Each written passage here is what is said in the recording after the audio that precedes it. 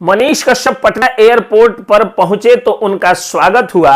और अब वो कहां जाने वाले हैं, मनोज तिवारी के साथ वो आज कौन कौन सी बातें करने वाले हैं, सब पर चर्चा होगी। उसके पहले नमस्कार, जय हिंद, जय बिहार। मैं हूं आपका दोस्त वकील सह पत्रकार एसके पंकज। दरअसल मनीष कश्यप दिल्ली में इन दिनों लगभग सारे न्यूज स्टूडियो में एक एक न्यूज चैनल में दो दो तीन तीन इंटरव्यू दे करके और बिहार सरकार की पोल खोल रहे हैं। अपने ऊपर हुए अत्याचार की कहानी वो पूरे भारत नहीं बल्कि पूरे वर्ल्ड में पहुंचा रहे हैं। और जो लोग उनको यूट्यूबर मानते थे, अब जिनको वो लोग पत्रकार मानते हैं, वही पत्रकार उनको बिठा बिठा करके इंटरव्यू भी ले रहे हैं। पटना एयरपोर्ट पर वो उतरे हैं। पटना एयरपोर्ट से अब कुछ ही देर में वो पहुंच जाएंगे अपने गांव महनवा डुमरी, जहां पर जाकर के मनोज तिवारी के साथ वो गपशप करेंगे। और मनोज तिवारी आ रहे हैं उस अत्याचार की दास्तान को देखने जो बिहार और तमिलनाडु की सरकार ने मनीष कश्यप पर किया है। दरअसल मनीष कश्यप का घर जो है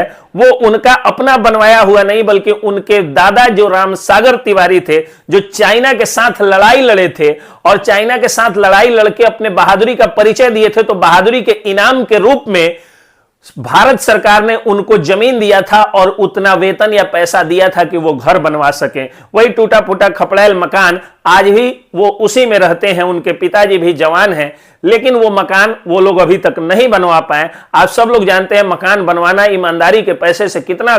जो है वो कठिन कार्य होता है, तो वो नहीं बन पाए। हालांकि 5, 7 या 8 धुर में एक मकान उनका बेतिया में है, जो कि उनके पिताजी के पैसे या पेंशन के पैसे से जो भी हो उससे उनको मिला हुआ है। तो रामसागर तिवारी जो चाइना के खिलाफ चाइना के सैनिकों के दांत खट्टे कर दिए, जो देश के दुश्मनों के दांत खट्टे कर दिए, देश में बैठे हुए उनके पोते के दुश्मनों ने उसी घर को तोड़ दिया, उसी घर की कुर्की जब्ती कर ली। इतना ही नहीं, बल्कि बिहार की पुलिस जो कि बालू माफिया की सरकार, बिहार के नेता लोग, बिहार की नई सरकार तेजस्वी और नीतीश की सरकार जो कि गुंडे माफियाओं के लिए, यानी बालू माफिया, जमीन माफिया, शराब माफिया, शिक्षा माफियाओं के लिए गजनी बन जाती है, वही पुलिस और वही बिहार सरकार एक फौजी के बेटे, एक फौजी के पोते और एक बहादुर पत्रकार के लिए या बहादुर यूट्यूबर के लिए किस तरह से गदर फिल्म का सनी देओल तारा सिंह बन के चापाकल तक उखाड़ करके ले गई, यही दास्तान देखने मनोज तिवारी आज पहुंच रहे हैं बेतिया जिले के महनवा डुमरी गांव, जो कि मझौलिया थाना क्षेत्र के अंतर्गत पड़ता है, मनीष कश्यप के पैतृक गांव में, जहां पर मनीष कश्यप के दुख दर्द को वो सुनेंगे, उस घर को देखेंगे और ये देखेंगे कि किस तरह सरकार चलाई जा रही है। कि ये लोग कहते हैं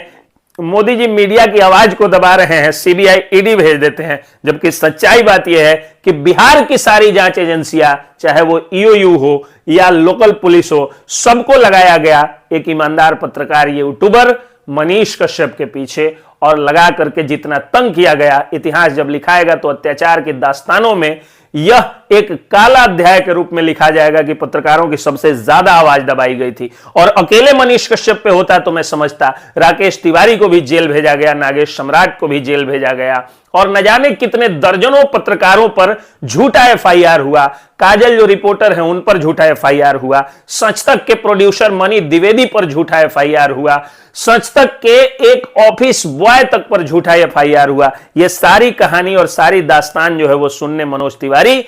मनीष कश्यप के गांव आ रहे हैं। और अब लग रहा है कि मनीष कश्यप के दिन अच्छे दिन आने